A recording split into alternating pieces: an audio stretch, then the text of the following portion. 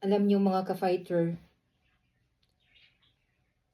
sobrang takot ako diyan sa chemo na 'yan. What?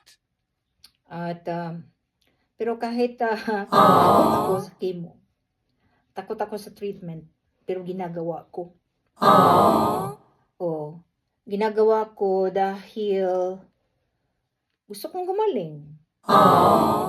Tsaka ginagawa ko 'yun, yung talagang, gusto ko talagang lumaban sa aking sakit dahil ano, yung para sa aking mga mahal sa buhay. Especially sa aking anak. Talagang, ginagawa ko itong pag-fight sa aking sakit dahil sa aking anak talaga mga ka-fighter. Para sa mga mahal natin sa buhay, 'di ba? 'Yun naman talaga ang ano, ang, purpose natin sa ating paglaban, 'di ba? Tingnan niyo yung ano, yung very brown na yung skin ko What? talaga mga ka-fighter kasi nagbababad ako doon sa aking ano garden. What? Everyday talaga nagbababad ako doon tapos ano yung na ini-expose ko yung ano ano What? ko ba sa ano talaga sa sun.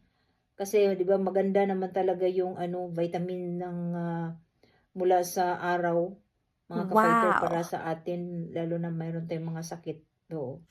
Vitamin D 'yan. Wow. Pangpalakas ng bones. Wow. At ayun mga ka-fighter, gusto ko talagang ano, gagawin yung treatment kahit ayaw ko dahil nga para sa mga mahal natin sa buhay dahil gusto pa natin na makasama sila, 'di ba? Oo. So, nangyari na nga yung ano, yung What? treatment na chemotherapy last What? Monday. So, diyan ako takot talaga sa chemotherapy na 'yan. At okay naman yung mga side effects, mga ka-fighter. At hindi naman ano, malala yung mga side effects. So, ngayon parang hindi na ako masyadong takot sa ano, sa chemotherapy. Oo. Wow. So, kung kayo diyan ay natatakot sa chemotherapy,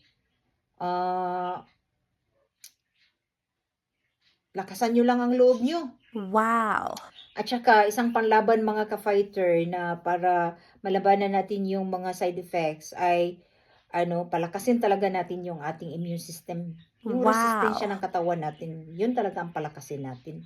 O kasi para meron tayong ano lakas sa Wow. pag-fight ng ano mga side effects ba. Okay, hanggang dito na lang muna ako eh. Have a good one. Bye.